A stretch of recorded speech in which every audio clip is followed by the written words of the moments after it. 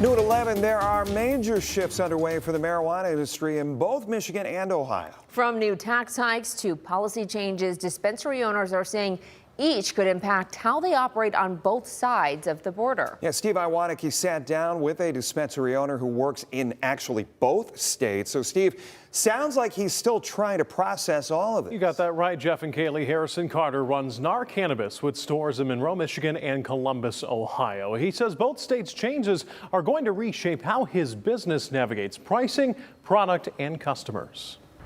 Let's start in Michigan. Beginning January 1st, a new 24% wholesale tax on adult use cannabis goes into effect. It's part of the state's $1.8 billion road repair budget, and Governor Gretchen Whitmer says it will generate $420 million annually that will go towards fixing the roads. But dispensary owners like Harrison Carter of NAR Cannabis in Monroe says it's a rough ride ahead. This tax taking effect simply means they're going to be failing businesses in Michigan moving forward.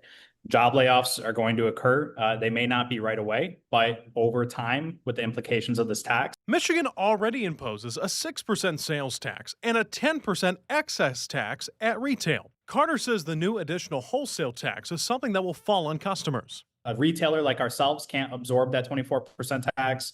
The brands and the grows and the other, stakeholders within the industry that we're purchasing from, they can't absorb that tax, which leaves very limited option besides us as retailers passing that tax through to the end consumer. Then there are the proposed changes in Ohio. The state Senate on Tuesday voted to send Senate Bill 56 to Governor DeWine's desk, making sweeping changes to the state's recreational marijuana laws. They include banning the sale of intoxicating hemp products, products with more than 0.4 milligrams of THC, outside of dispensaries, banning smoking marijuana in public, requiring products to be stored in a trunk of a car when driving, and giving 36% of adult use tax revenue to communities with recreational dispensaries. Overall, though, Carter says the industry is being singled out. I'd really like to see the same, if I'm being honest, for alcohol, if we're going to take the stance, and tobacco, maybe pharmaceuticals, all other regulated products.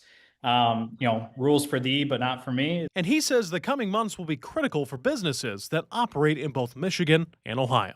I'm excited to face a new challenge, and I'm excited to see the way that our industry kind of unifies back together to find a way to combat this, to work as a collective.